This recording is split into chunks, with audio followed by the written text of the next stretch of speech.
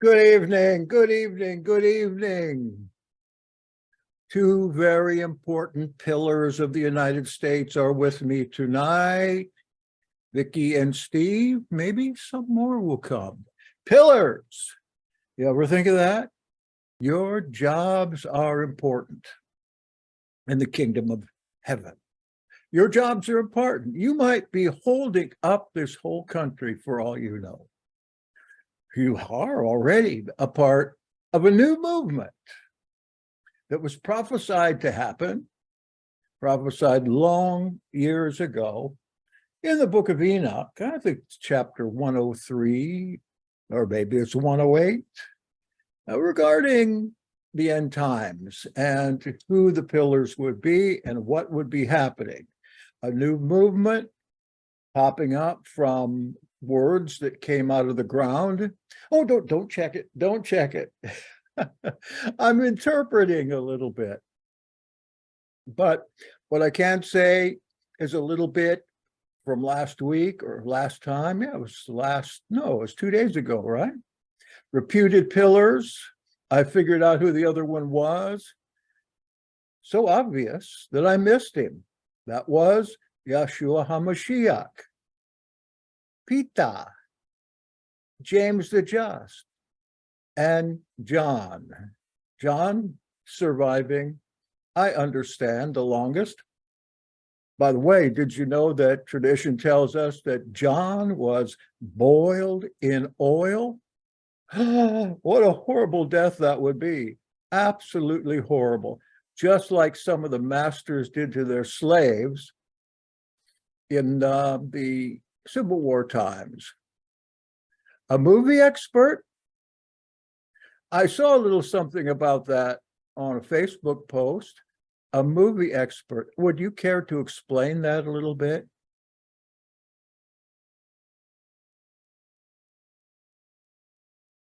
Just come on if you are. And if Yeah, not, I seen Professor Smith's post about you becoming an expert on a movie. Yeah, then what happens? I don't know.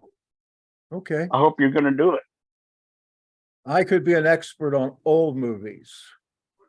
Myself, my former wife, we watched a lot of old movies like with Victor Mature, Van Heflin, let's see, Clark Gable, Cary Grant, Jimmy Stewart.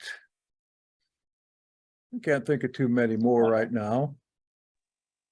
Yeah, what I've seen movie are we talking that about? post from Brother Smith, from Professor Smith for Steve Trimble's movie. Oh, he's coming down here in a few days.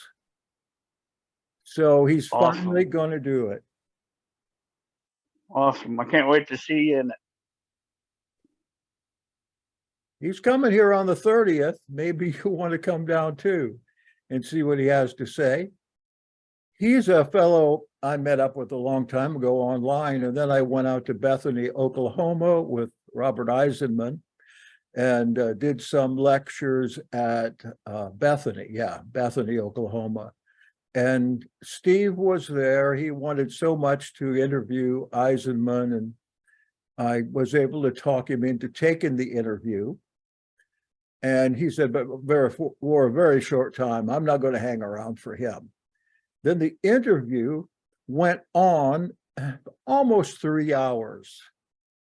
In that interview, I have it up on youtube1.org if you ever want to hear it.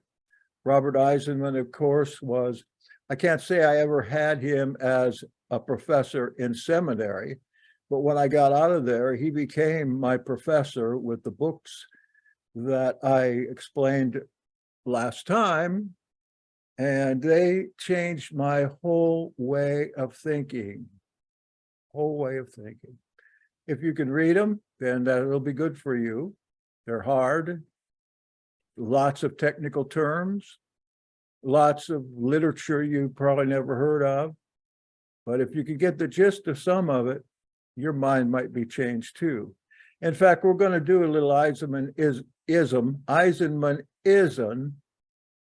Eisenmanism at the end of this recording. He was somebody he is somebody who really worked with the names in the Gospels and Acts and tried to find the revelation of the mysteries of people's names there. And he found a lot of them, thus able to kind of bring out the disciples and some of the other ones in the scripture. And I have a real joy of doing that myself, and I've done quite a few names as well. And what I want to demystify for you at the end of this is the name Joseph of Arimathea, which in my estimation is a conglomeration of a couple other names that we find in Acts chapter 1. Now, remember again, if a person mentioned in a book at that time, or the author of the book was found, because the author is writing about dissidents, he's writing about revolutionaries, he's writing about relatives of the kings of old, he would get the same punishment as those criminals would, which was crucifixion. And they crucified these guys right on up to the last one we have mentioned in the histories is 120 AD, where finally Simon the Zealot was finally caught up with, and as an old man was crucified as well under the Emperor Domitian. Oh, I really like this subject. I don't like the idea of death, but I love the idea of resurrection. I thought that might have been Yahshua's earthly, I missed the rest of that, hold on. I thought that might have been Yahshua's earthly dad, since he did the father part, finding a grave, if I heard right. I would probably agree with you. I think this Joseph is the father of Yahshua, Joseph of Arimathea. And I have a pretty strong proof of that I'll show you here later on. But right now, we've done the reputed pillars, and I want to go on to the demise of James, and then the resurrection of James in 2009. Now, this is another day that I had to go work tonight, and was pretty busy all day, so I didn't get to do a lot of study on this or reminding myself on this, but what I have is this stuff in a book or two that I wrote, and I have it there. I looked it up, and I think I'm ready to present it insofar as I can. Hold on here, and I'll get my notes in order. Okay, that's it. So I'm going to read some, or refer at least to some, in the book Tales of the Messiah and His Gallant Friends. That's a book of, I have to call it historic fiction, but it contains 300 pages of speculations that I've done primarily on the family of Yahshua, where they came from. Remember the Alpha I talked about? That's in there, and the disciples as well. So you might want to take a look at that, and of course I'll send it to you free if you want it.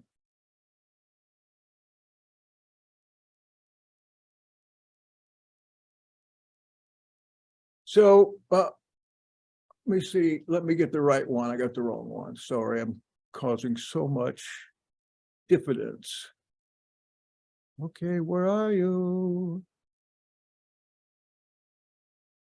Here it is.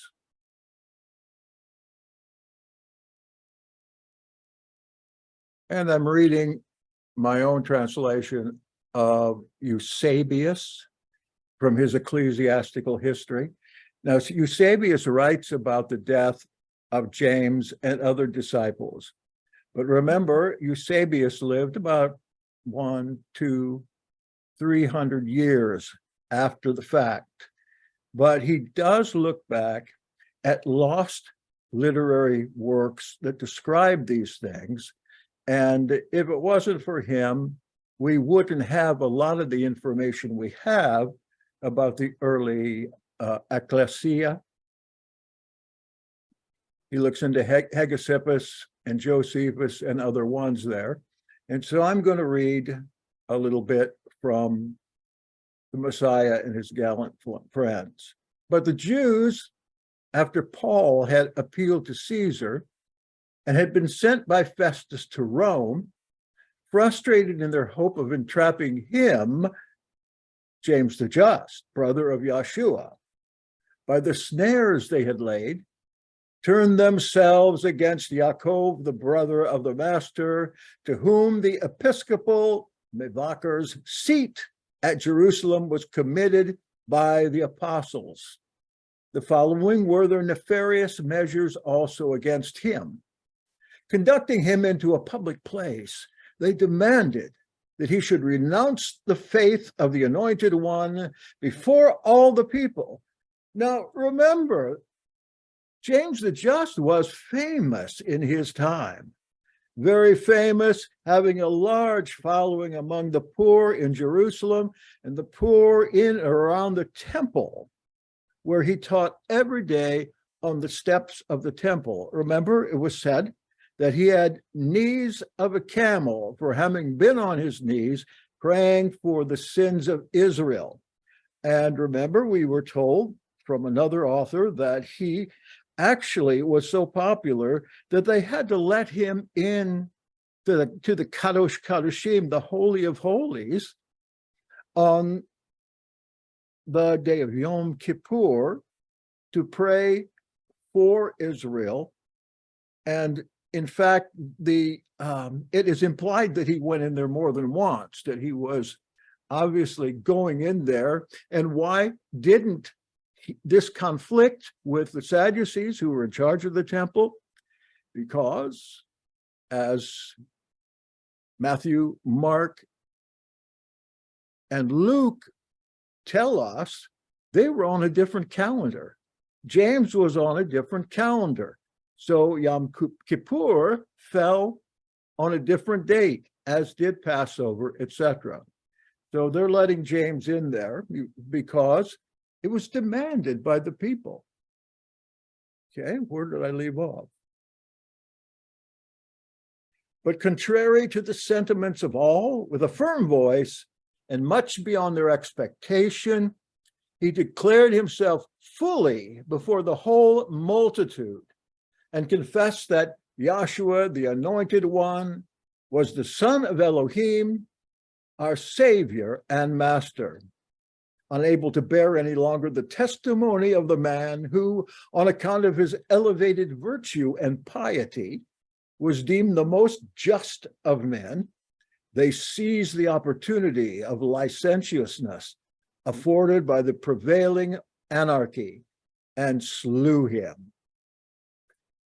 For as Festus died about this time in Judea, Festus was the governor, the province was without a governor and head. But as to the manner of Yaakov's death, it has already been stated in the words of Clement that he was thrown from a wing of the temple and beaten to death with a club.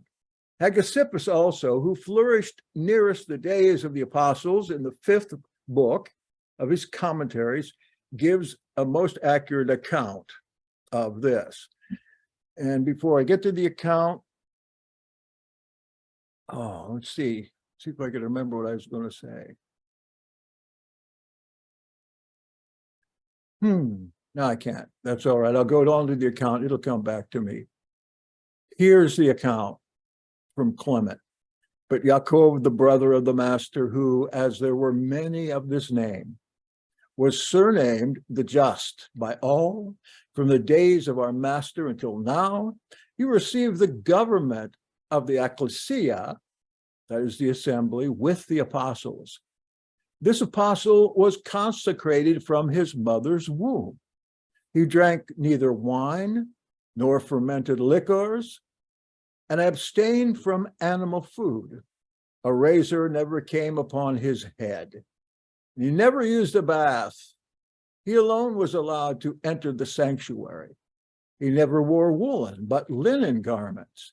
He was in the habit of entering the temple alone and was often found upon his bended knees, as we mentioned before, interceding for the forgiveness of the people, so that his knees became as hard as a camel's, in consequence of his habitual supplication and kneeling before Elohim.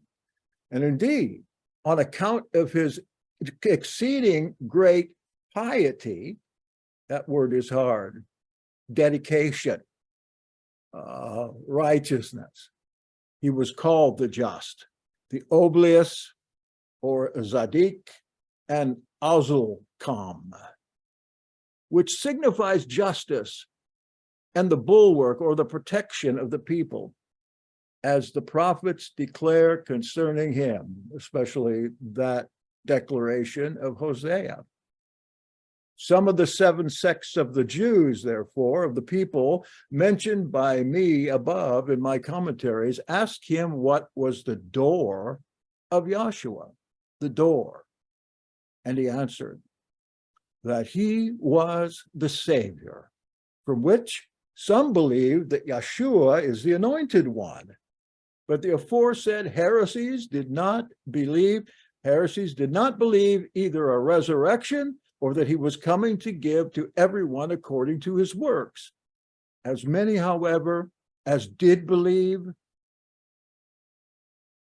did so on account of Yaakov. He was a great evangelist in Jerusalem.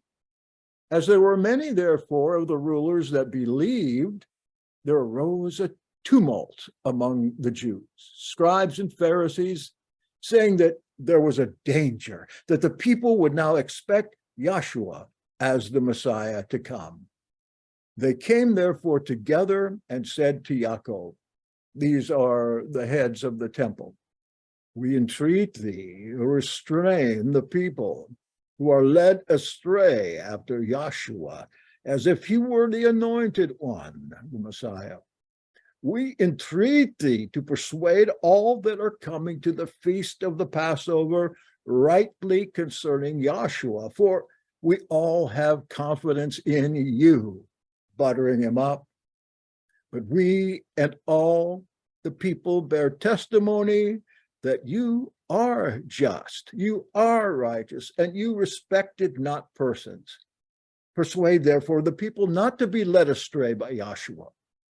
For we and all the people have great confidence in you. Stand therefore upon a wing of the temple, that thou mayest be conspicuous on high, and thy words may be easily heard by all the people, for all the tribes have come together on account of the Passover, which some of the Gentiles also. Talk about the wing of the temple. It's called a parapet. It's not up at the top of the temple. It's one of the roofs that hangs over the side of the temple. And I read that it was somewhere around 30 feet to 40 feet high. So they're taking him out there, these priestly leaders, and they're showing him to the people. And he really doesn't have a choice. He's being hauled up there. And he's being hauled up there not for death, but rather for him to blaspheme by talking about his brother in a negative sense and dissuading any people from believing. And I continue. And the aforesaid scribes and Pharisees, therefore, placed Yaakov upon a wing of the temple and cried out to him, O thou just man, whom we ought all to believe, since the people are led astray after Yahshua that was crucified, declare to us what is the door to Yahshua that was crucified. I think of when Yahshua said, I am the door, I am the gate. Evidently, that saying was really going around in those early days. And James answered with a loud voice, "Why do you ask me respecting Yahshua, the Son of Man?" Now, that's the true title that Yahshua spoke of himself. And the Son of Man is usually not what people understand it to mean. The only way we can learn what the term Son of Man means is to go to the parallels or parables in the book of Enoch. He is now sitting in the skies on the right hand of great power and is about to come on the clouds of the sky. And as many were confirmed and gloried in this testimony of Yaakov and said, "Hosanna to the Son of David." These same priests and Pharisees said to one another, "Oh, we have done badly in affording such testimony to Yahshua. But let us go up and cast James down, that they may dread to believe him." And they cried out, "Oil, oil!" They're going to deliver him from demons. Justice himself is deceived. And they fulfilled that which is written, Isaiah, "Let us take away the just one, because he is offensive to us. Wherefore, they shall cast the fruit of their doings." Isaiah 3. Going up, therefore, they cast down the just one, saying to one another, "Let us now stone Yaakov the just. He lived when they threw him down, just the way he lived when they threw him down the steps." And they begin to stone him. And as he did not die immediately when cast down, but turning round, he knelt down, saying, "I entreat thee, O Yahweh Elohim and Father, forgive them, for they know not what they do." We'll hear that one more time yet. Thus they were stoning him, when one of the priests of the son of Rechab, a Rechabite. Who is this priest of the son of Rechabite? That was his brother Shimon, a priest also. Used to be called Shimon the Zealot, or Simon the Canaanian, or Simon Bar Clopa. He had all those three names he was called in the scripture. When one of the priests of the sons of Rechab, a son of the Rechabites, spoken of by Jeremiah the prophet, crying out, said, "Cease, what do ye? Justice is praying for you." And one of them, a fuller, beat out the brains of Justice with a club that he used to beat out clothes. Thus he suffered martyrdom, and they buried him on the spot where his tombstone is still remaining, in this time 300 years later, right by the temple. He became a faithful witness, both to the Jews and Greeks, that Yahshua is the anointed one. Immediately after this, Vespasian invaded and took Judea. Wow. Eusebius continues, such is the more ample testimony of Hegesippus, in which he fully coincides with Clement.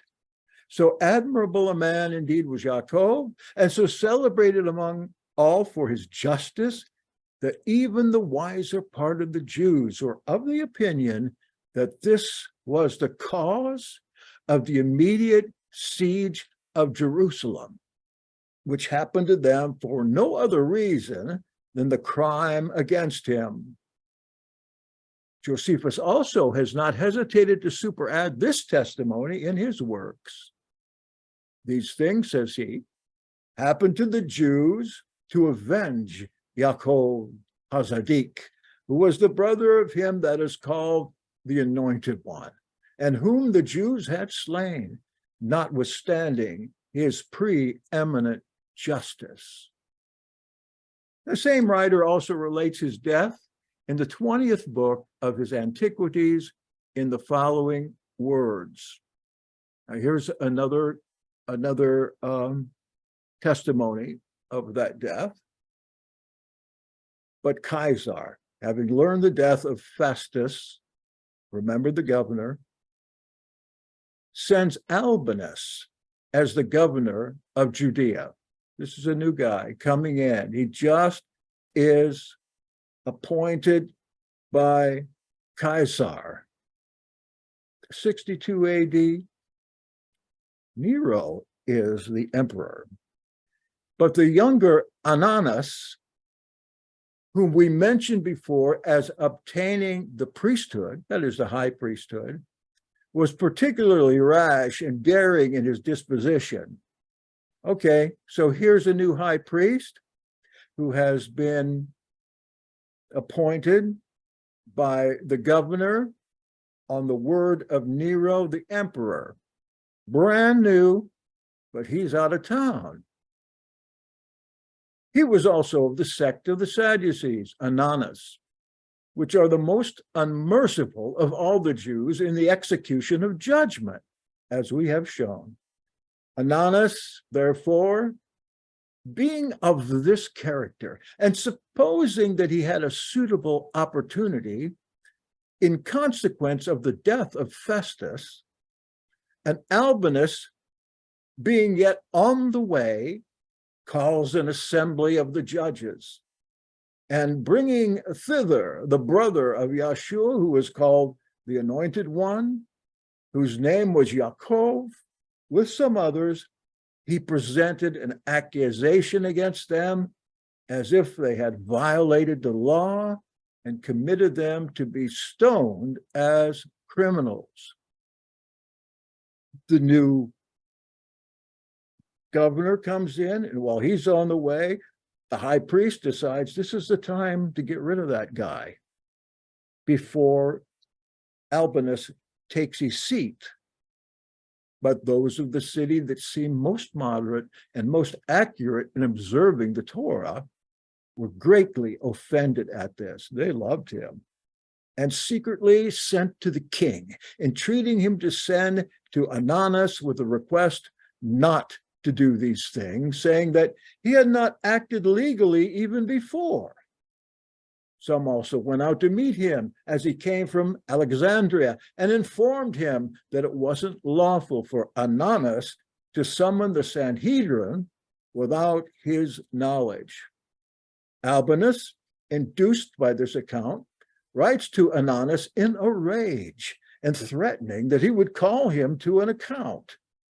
But King Agrippa, for the same reason, took from him the priesthood after he had held it 3 months and appointed Yahshua, the son of Damias, his successor. So, okay, this is what Ananus decided to do. And once he did it, something happened to him. He lost not his life, but he lost his position as the high priest. However, he still had followers, and we hear about Ananus one more time within the walls of Jerusalem in 70 AD. These accounts are given respecting Yaakov, who is said to have written the first of the epistles general, but it is not to be observed that it is considered spurious. James almost didn't get in the scripture, and I feel James probably wrote a lot. But his works were stolen and destroyed. I have no doubt about that. Look at his little book of James. It's a wonderful thing. They're even saying today that it shouldn't be in there because if you take out the mention of Yahshua HaMashiach, then you've got a perfectly Jewish little letter without any Christian overtones. Some of the top scholars are saying that today. And Eusebius continues, not many indeed of the ancients have mentioned it, and not even that called the Epistle of Jude, another one, which is also one of the 7 called Catholic epistles. Nevertheless, we know that these, with the rest, are publicly used in most of the assemblies. There's another account of James' demise, and that account tells us that they had already dug a hole for him down underneath the parapet of the temple, that when he was pushed off or fell, they stoned him and he still lived. And so they went ahead and put him in the hole, and they dug the hole to such an extent that it wasn't deep enough for him to be standing up in the hole. So they had him stand in the hole, and they filled the hole in, and the hole was up to his head. Only his head was out of the ground. And that time was when the fuller came along, the dry cleaner, with his club that he beat rugs and carpets with, and knocked James in the head. He was helpless. He was helpless. And the fuller came and killed him by knocking his brains out. They left him there at the side of the temple and buried him there. And it says that, as I mentioned, in the day that this was written, his tomb was still at the side of the temple.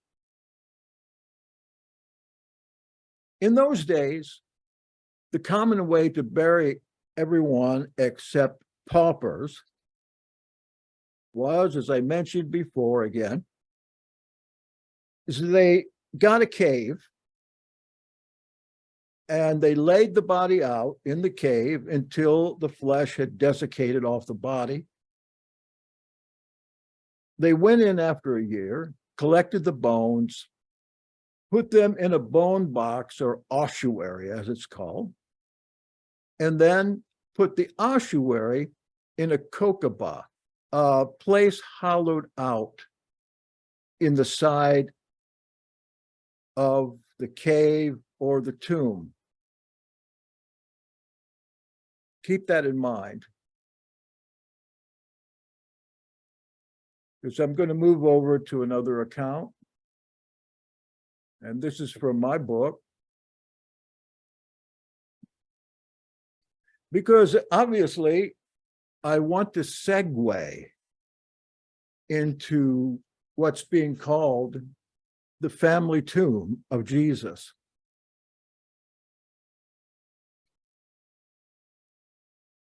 Let me know, yes or no, in the chat if you're still there, whether you know of the Jesus family tomb. Okay?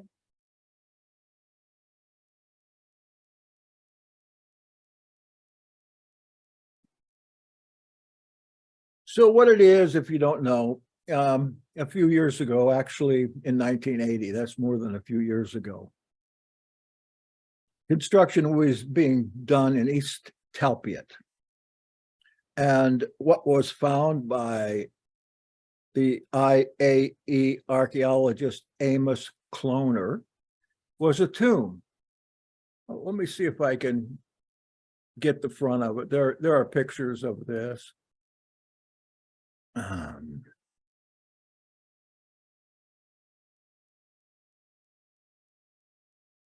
I hope so. I'm sure there is. Yeah.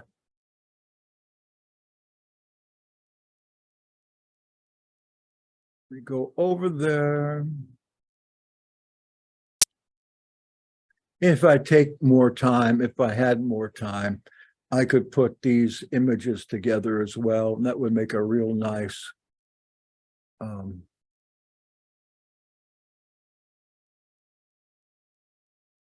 I was going to say performance. Perhaps you've seen this tomb front before. Big mystery here. What's this chevron? What's this circle?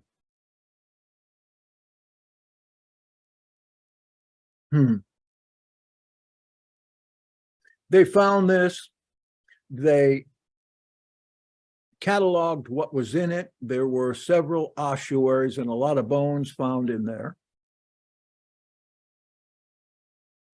There's an ossuary right there. That looks like Caiaphas. No, it's one that was in the Talbiot tomb. We don't know whose. Old pictures.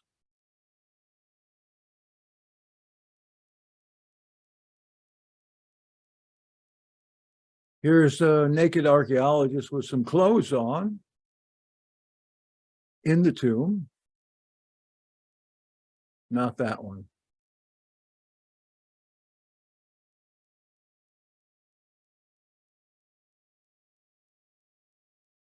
A very ornate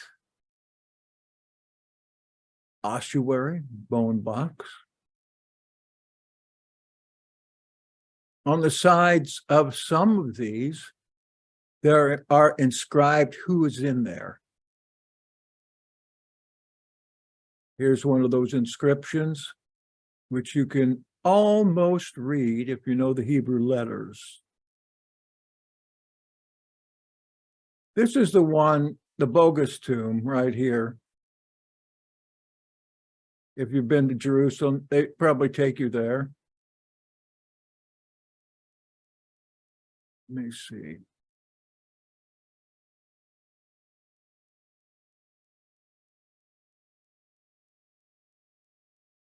There he is again.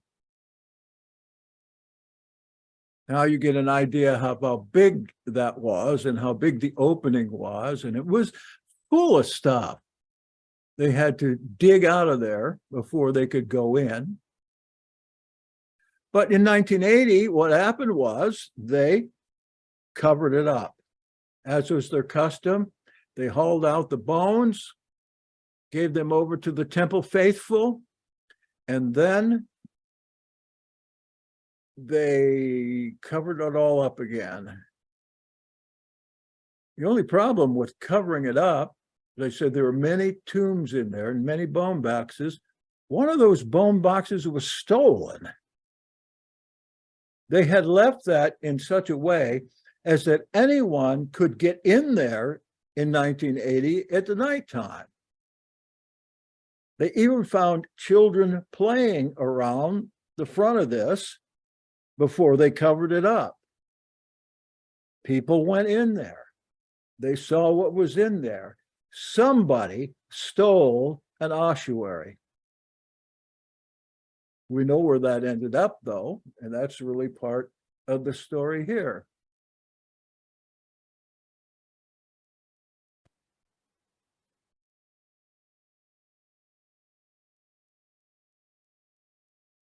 I want to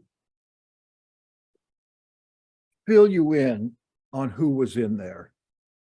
If you don't know anything about this, you'll be amazed as I was. I've been following this for a long time. I'm going to read on here from my book, and hopefully I'll be able to put some comments in.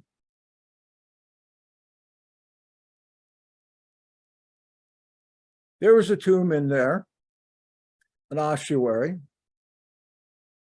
with the name Yahshua bar Yoseph. There was another one with the name Mariamene e Marah. Well, Yahshua ben Yoseph, obvious. Mariamene e Marah means literally Mariamene or Mariam, the master. Miriam, the master. There, I got it right that time. But Mariamene was a pretty famous name. Maybe I mentioned it here. Whatever the other human remains found in this tomb were buried in a common grave in 1980. So they went in there and took whatever bones were in there out and put them in a common grave, and nobody knows where that grave is because the temple faithful hide those kinds of things. ossuaries or bone boxes were employed in the 1st century only. They were used over and over again for over as long as 100 years.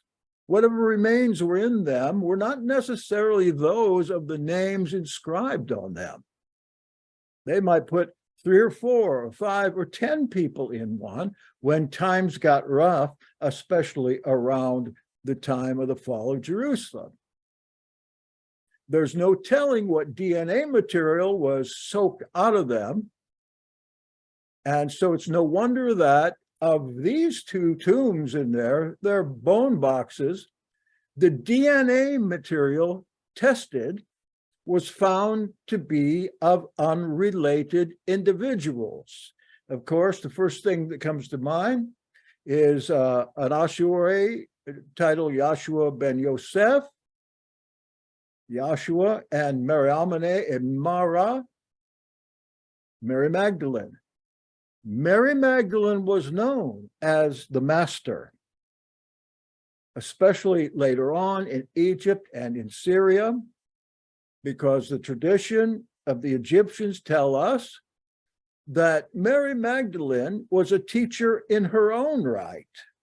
And there are a number of accounts about Mary Magdalene being the master with the female ending, Mara, Yahshua being the Mar, the master, Mary Magdalene being the Mara, female master. Could we say mistress? I don't think that works too well, but you take a look at the Da Vinci Code, and if you believe that, then of course you know that Yahshua and Mariamene were married and had children and ended up in France someplace. Whatever other human remains were buried in 1980, and then the place was covered up. Next, let us be reminded of the story of Yoseph Arimathea. That he secured his family tomb well in advance of his death, just as many today make funeral arrangements long before. Now, if you've made funeral arrangements before, or somebody's done that for you, or your parents or your grandparents had a family plot, oftentimes they've already got your stone purchased.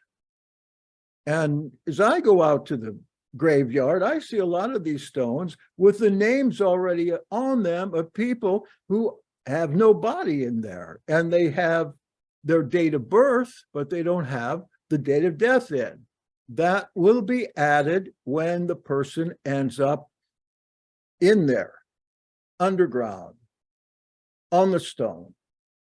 My parents, for instance, they had a family, they're all both in a family tomb, and that's the way it was. When my mother was still alive and we would go out there, there was a birth date for my mother and her name was on there, but no death date. So in 2021, they could put the death date on that stone. As we recalled, stone is one of the greatest and most long-lasting ways to keep your message up to date throughout the centuries. Hold, please.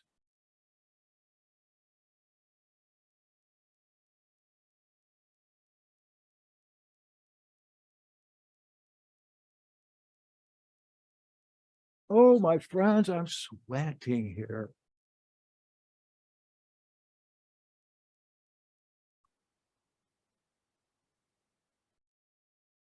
So we have to remember that the scripture tells us that Yahshua's body was buried in a family tomb, that of Joseph of Arimathea. But that's one of the names that I played around with. And what I found out about it,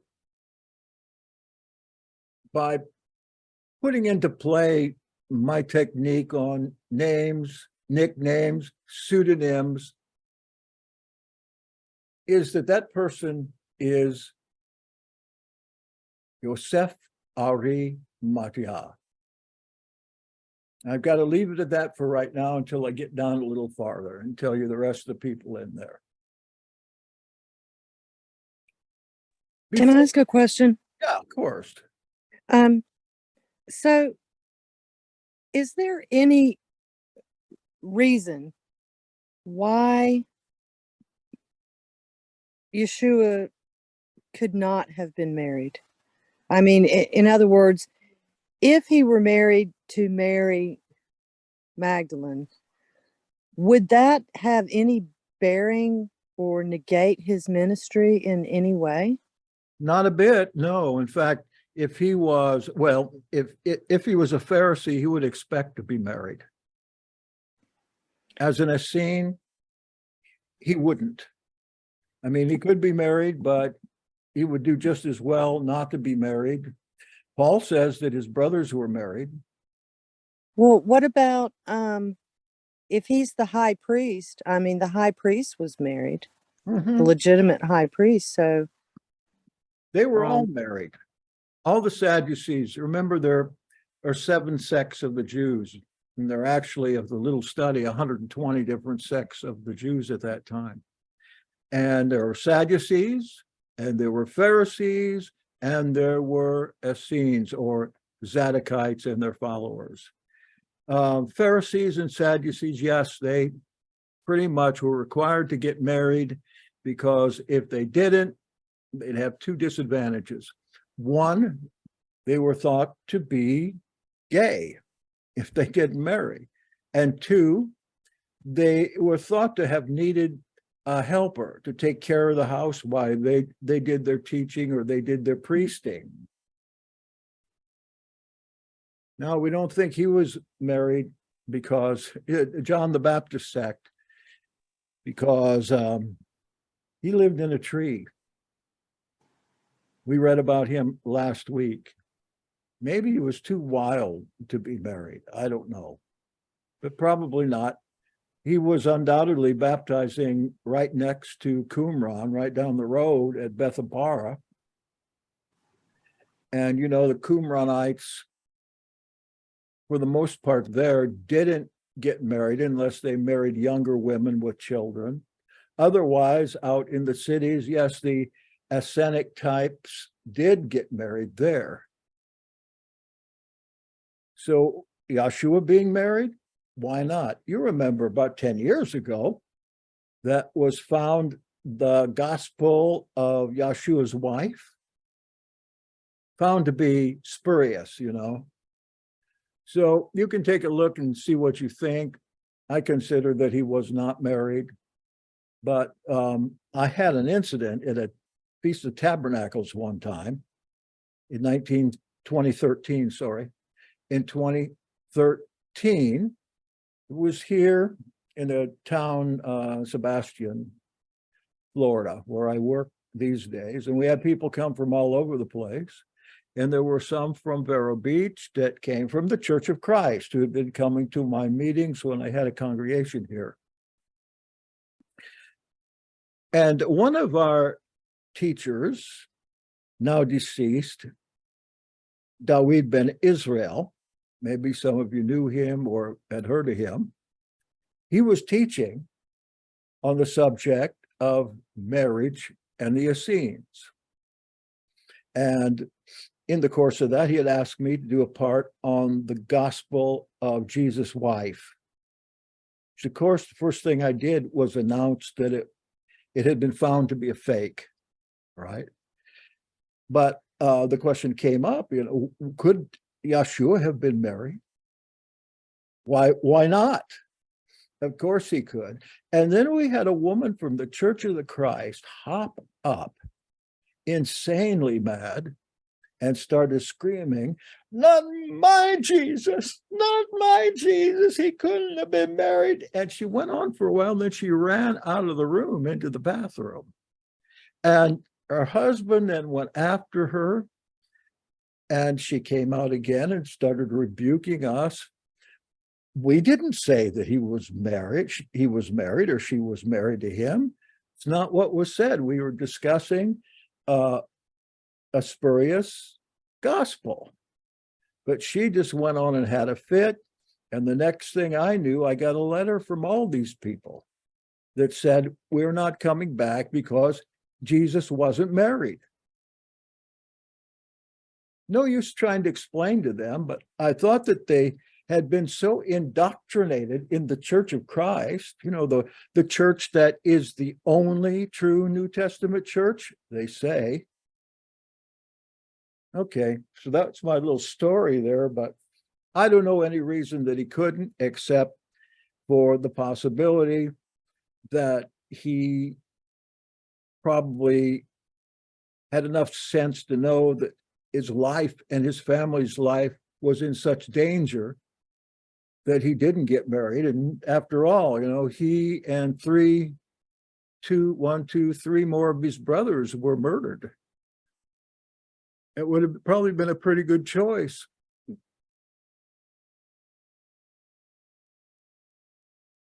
Let's see if I can catch up where I was. Yes, if you have a question or comment, please just break in.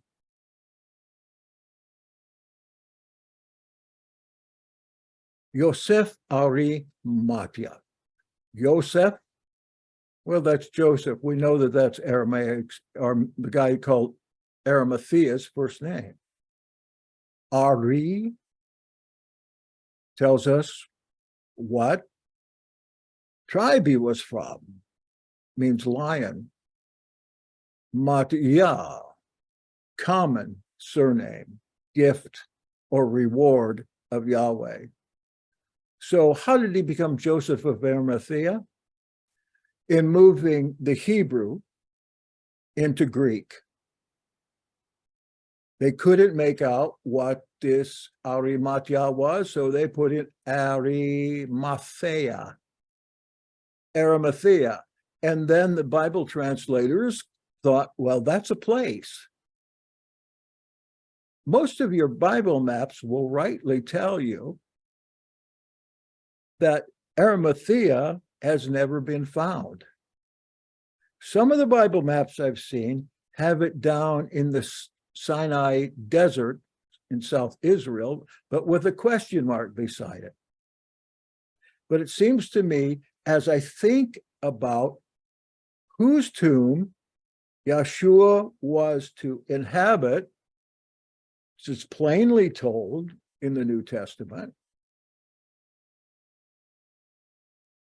and I figure out this Arimathea thing and got his name right, a Jewish name, very Jewish. Why wouldn't there be a bone box in there with his name on it? Why wouldn't there? When I tell consensus scholars about this, and I have told some, they won't touch it. Because that name, Joseph of Arimathea, which never did exist, is sacrosanct. Sacrosanct. How's that? It's sacred to Bible readers. So why wouldn't Joseph of Arimathea, Yosef Arimathea, have secured for his family a family tomb? We do that. Caiaphas did that. And he says, come on, put him in my tomb here. I'm not using it yet. There's like 8 or 15 other people in there. But some of those ossuaries, besides the 2 that I mentioned, also had inscriptions.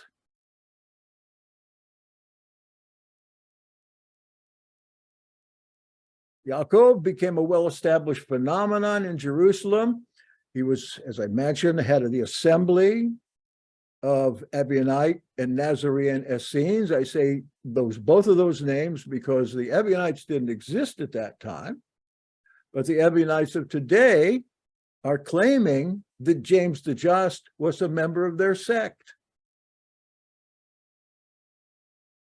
And Yaakov, evidently, if he went into the Holy of Holies, as it says he did, he worked for a living as a paid political priest of the order of Melchizedek. Remember the tithing story? He was to get his pay, especially if he was in Jerusalem, and especially if he served as the high priest of the poor people. And we have Yaakov HaZadik's history right up to his assassination in 62 AD under Nero. We have his bone box. Let me show you a picture of that. It's very unadorned.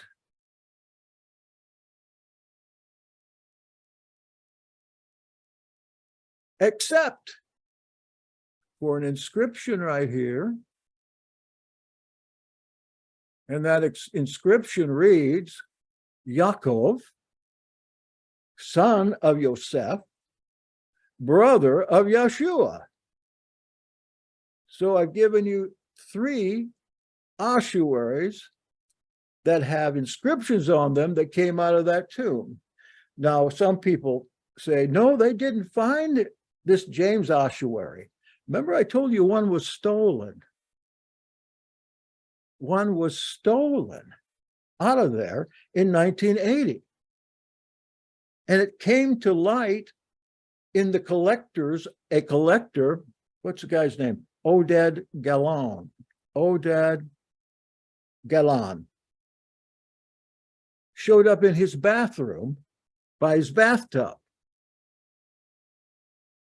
And of course, that came out and made the rounds. And when it got to Canada, they broke it in half accidentally.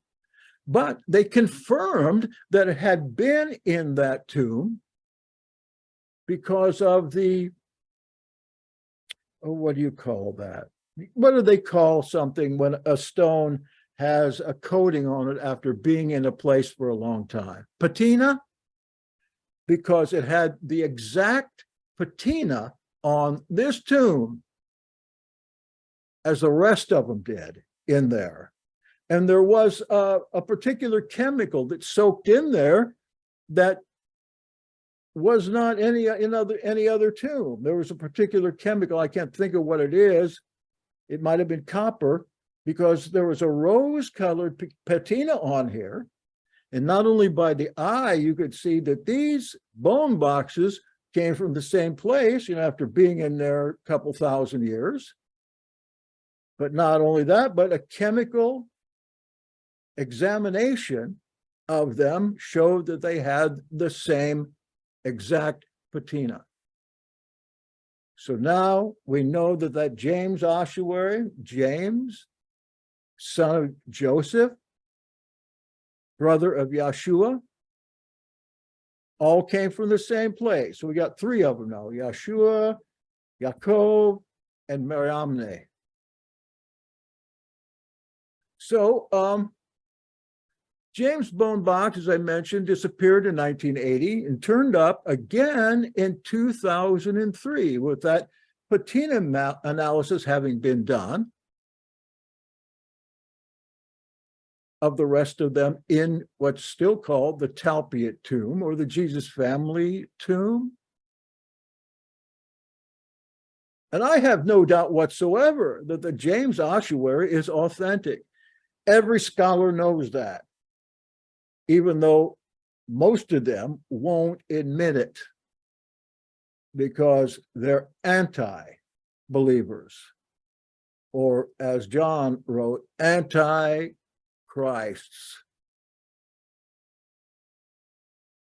So far in the family tomb, we got those 3. Now, I've talked about Shimon ben Clopas, Shimon the Canaanian. That means a fighter. A Canaanian is a fighter, a militiaman. Shimon, what do they call him? The Canaanian? Simon the Zealot. You know that zealots needed to be cleaned up in Israel because they were men of great violence. Yahshua had some violent men around him. Look at Kepha pulling out a sword and cutting someone's ear off. You got to know that wasn't the first time he did that. These guys from Galilee did not like the Jerusalem temple. They did not like the Jerusalem leadership. They didn't even like the Samaritans or the Judeans. The people didn't like each other, but the Galileans, it got to the point where the word Galilean meant somebody that was going to come and do violence. Now, this Shimon is spoken of as being Yahshua's brother. But I'm thinking, since he evidently was from Cana of Galilee, that the marriage in Cana with Mary officiating there must have been his marriage. Why not? The shortest distance between 2 points is a line. You've heard of Occam's razor? The simplest answer probably is the right answer. So Yahshua's cousin or his brother, according to Josephus, there was a Shimon that also had an assembly in Jerusalem. That could have been Shimon Pitah, or it could have been Shimon the Canaanian. We don't know. And it doesn't mean he had to be the leader of the assembly, because Kepha didn't have time for that. He was constantly on the road, as we know from Clement. And I mentioned that he was crucified in the 2nd century. And then there was another brother who was Yahudah ben Yoseph, Judah or Judas, the brother of Yahshua, who, in my story about Yahshua and his family that is right before this particular article, we have Yaakov and Yahudah. And I believe they were twins, older than Yahshua. I believe those two were the oldest. And they came with Yoseph, Arimathea, before he even knew of Maryam, Maryah, who was to be the mother of Yahshua. Yahudah had a nickname. He was also called Toma, because he and his older brother, by a few minutes, were twins. He also called him Didymos, which means the second of twins. But in the literature that was not put in the Bible, those guys that wrote that insist that Yahshua had a twin. And that's who Toma was, and that it was Yaakov. I'm sorry, not Yaakov. Yeah, no, that it was Yahudah. I get these mixed up, too many Y's in there. And Yahudah's was also surnamed the torchbearer, Theudas, the torchbearer. Some of these lists of disciples, the names are mixed up for good reason.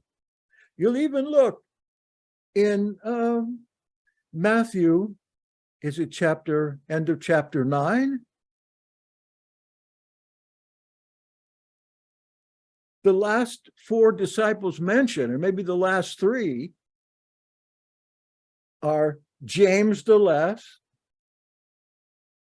Judah, son of James, which is never in there, and one more. Who's the other one? Yosef. 3 brothers of Yahshua are left at the back of the lists in all the Gospels of disciples. Now, that's a mighty big Coincidence, even a bigger coincidence than having these 4 people in the so-called Jesus family too, because there's a Yahudah in there too. And his bone box is also inscribed with his name. Now, this Yahudah, he executed missionary trips to Kurdistan and beyond. He went all over the place. One account says that he got caught. He was the same as this guy named Theudas, this mentioned in Acts 6. He got caught going out of Israel to have a feast, and they sent Roman soldiers out after these Jews that went out with him to a wilderness camp, and the Romans killed them all. But there's also a tradition that Yahudah, Toma, escaped and finally made his way back to Jerusalem to be hunted down by 2 Roman emperors along with the rest of his kin, and finally all of them were crucified. There's another one in there named Yahudah II, son of Yahshua, although Yahudah, Judah, was killed when he took, they thought he was killed, but he returned back. And during the time that he was gone, a long time, his brother, Yahshua, the next one in line, as is the Levite custom, adopted him.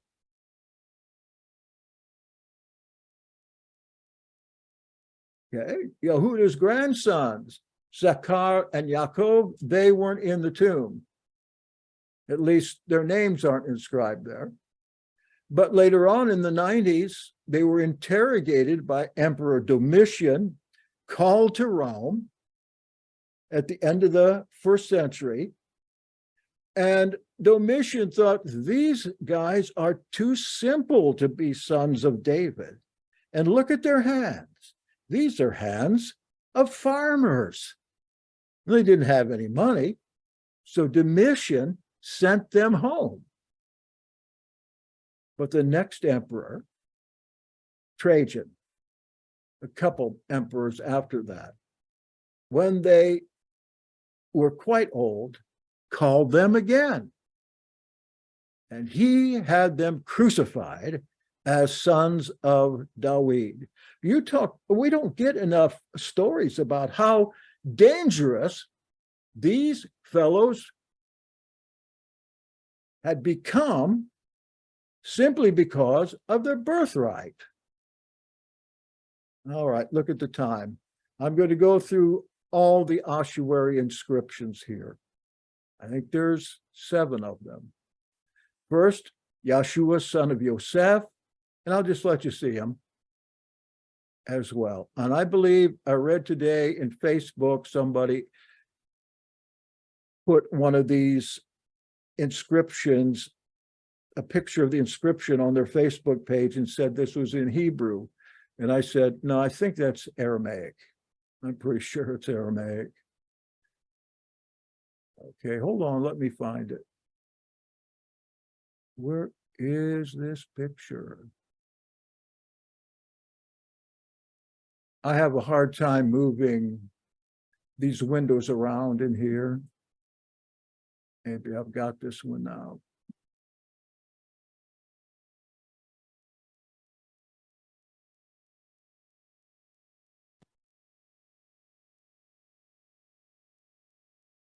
Yeah, here we go. Men in the tomb. Here's Yahshua. Look, read left to right. It's not real good, but you can see each one of these guys as an X. That's actually a Taw. Have you ever read Ezekiel 2, the mark. There's a mark for believers, not just a mark of the beast. And that's the Taw.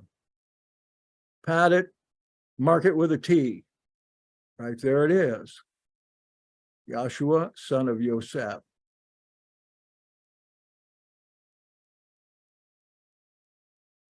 Second one, Yaakov bar Yosef Akwi di Yahshua. That's Aramaic. Matyah. Here's the sacred name. M.T. Yeah. That's the one that has skunked scholars. And this is the one, I got to say, didn't they read their New Testament? Yoseph Arimathea? Whose tomb is that? It's his tomb. That's the so-called Joseph of Arimathea. Right there. Where else would their bone boxes be? Yosef. Just kind of like a Mexican Joe. Jose, Yosef, little Joe, little Joseph. You find him mentioned in the scripture as the son of Mary, probably the youngest one that stayed with Mary. And it's the only occurrence of this name among all the thousands of collected ossuary names, corresponding directly to Matthew 13:55, 27:56, Mark 6:3, and 15:20. He was out there watching his older brother on the stake. Then we have Yahudah bar Yahshua, Judah, son of Yahshua. At least that's what it says. My theory is that since Yahudah was gone for years and years and thought to be dead, Yahudah bar Yahshua was Judah, his son, who had been adopted by Yahshua. And don't forget, there is a Yahudah among the names of the disciples.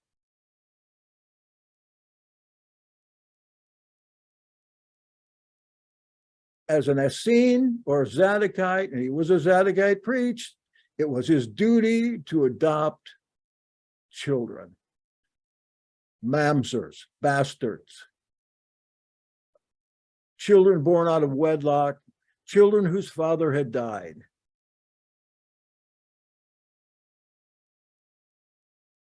When Yahshua said, "Let the children come to me," sometimes we just have to look past the written word.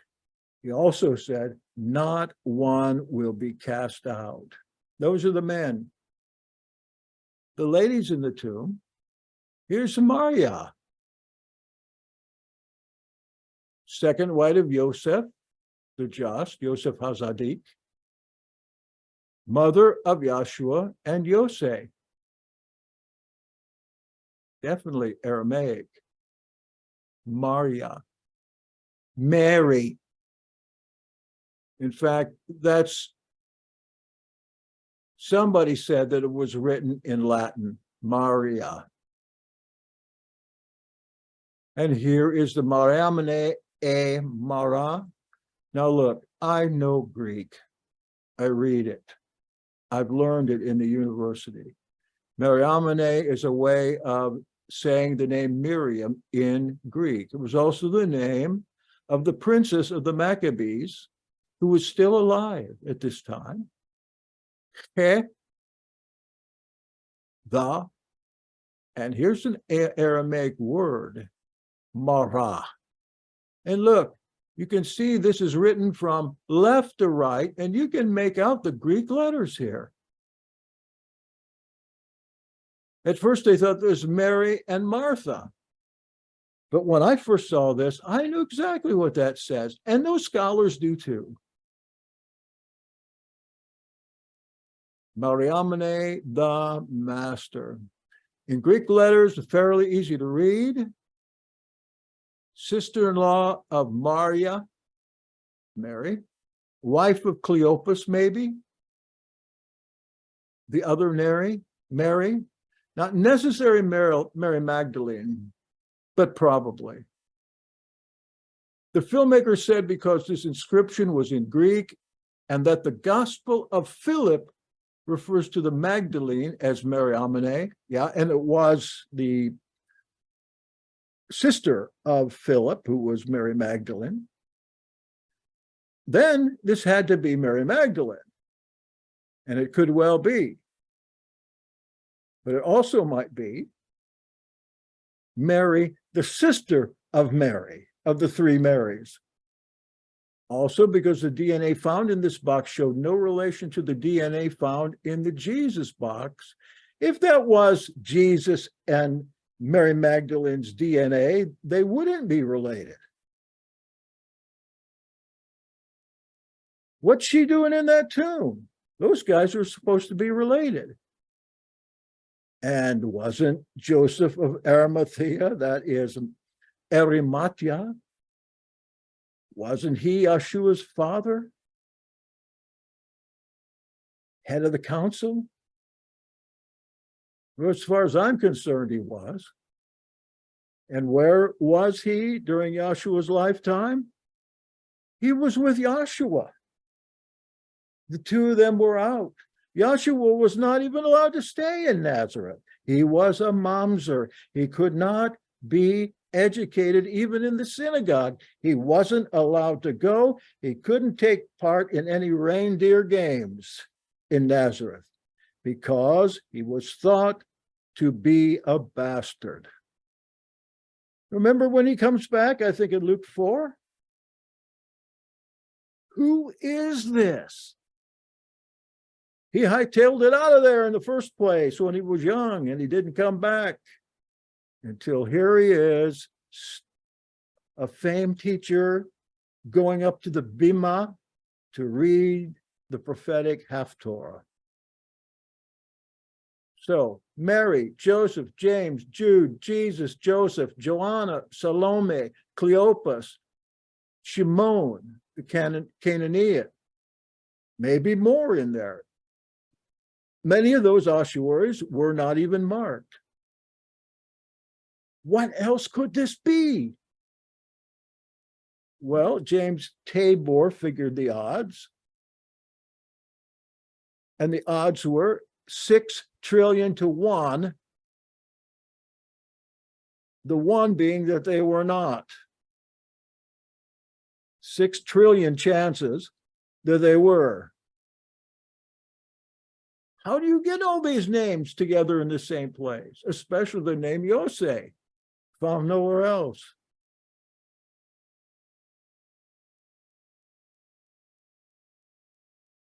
Reliable sources tell us that the relatives of Yahudah were found in Nazareth, Cana region, from 60 years after the resurrection to 300 years later. Like I said, there are several other ossuaries in the tombs. We may account for them as all family if we want. In addition, there was an adjoining tomb, which is found later. The story of this finding is incredible. An ossuary with the name Shimon Kifa. Do you think that the Vatican could be wrong and the box of dog bones they found underneath the Pope's seat in Rome, in St. Peter's, might have a better chance of being Shimon Kifa's bones than this in Jerusalem, with this very biblical name on it in the next Talbiot tomb? All right, there's more on this if you want. If you want my book here, Tales of the Messiah and His Gallant Friends, there's a lot more. I'm not trying to sell it. You can have it. I've got it up for sale. The title of it, I've been told, turns people off. because it says tales, but I couldn't say that what I'm writing here are facts. All right, my friends, any questions? I see some in the chat here. The Constantine dream of the cross. Well, what he saw was a Chi-Rho, so it is reported. That is, a rho looks like a capital P. And T or Chi looks like an X, just like the Ta in Hebrew. And the P is suspended in the X.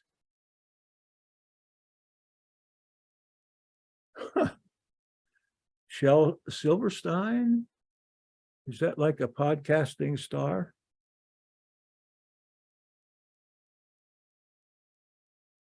Yes, the church, especially the one that I work in, would go insane. So I'm not allowed to say anything, not even allowed to pray. But they're willing to hear the music of a heretic every time. This is not a hoax. No hoax. No ossuary hoax. Scholars. No, wasn't Okay. there an ossuary that they found? I'm thinking within maybe the last 20 years, and it went around, but I can't remember who they said that it was, and it turned out that it was a hoax. That Do you was remember James. that? That was James. James. And it was called a hoax first. But then the whole thing went to court, and the court turned that around. It was authenticated. The guy that had it got fined like $1, something like that. It was the biggest Oh, okay. in archaeology history. And So they didn't tell that part, or I didn't hear that. well, the big news was that it was a hoax. And then about 5 years later, I think that trial went on for 5 years. It would be nice to look that up again, but I'm a little bit, I can't remember much of that anymore. It's been a long time since I even looked at this. Anything else? A couple new messages. I'll let you go. Yeah. Yeah, that book's in its PDF. It's got, well, I'll tell you what's in it, and then we could go on to oblivion. Oh, where's the contents? Okay, the first is a message in a little fiction, Gallant Friend. Second, nicknames, surnames, and code names. I find that really interesting. Of course, I would find these things interesting, I wouldn't talk about them. The next is how the prophetic word was restored. I talk about John the Baptist there. The next is pilgrimage to Jerusalem. Yahshua's first trip. Oh, wait a minute. First or second trip to Jerusalem and what happened to him. And what happened to him that we don't hear anything about him. Next, Yahshua's lost years. Next, the fifth temptation. Next, this fishy wedding, the wedding of Cana. You know, that Cana could be a name too, not just a place. Next, the parting of the ways between John and Yahshua. Next, miracle and murder. These are all essays in the lost years of Yahshua. Next, a Shabbat showdown. What's that about?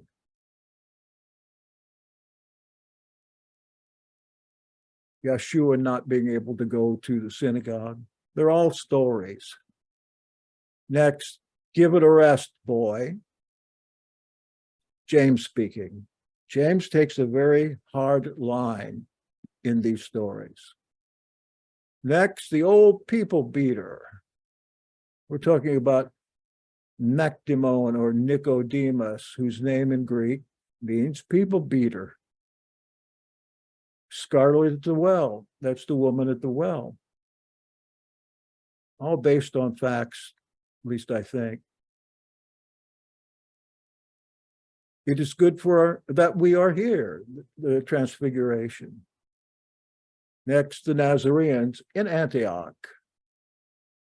Finally, habeas corpus, Jesus from 30 to 70 AD. You know, did he just go up in the air, or was he involved in the affairs of life in Israel, whether he was in the body or not? He just didn't disappear, and I cannot believe that he just sat on a throne beside Father God, praying for you for thousands of years. Finally, one is the amelioration of Hierapolis. This is a story about Hierapolis being a central city in Anatolia, a place where Philip and Mary Magdalene did their ministry along with Bartholomew. It's quite a story. It's based on the Acts of Philip. And finally, the Jesus family in the Jesus family tomb. 300 pages. All right, my friends, thank you. Let me know if you happen to want one. I'll send it over, or you can buy it at lulu.com. Later. Yahweh be with you.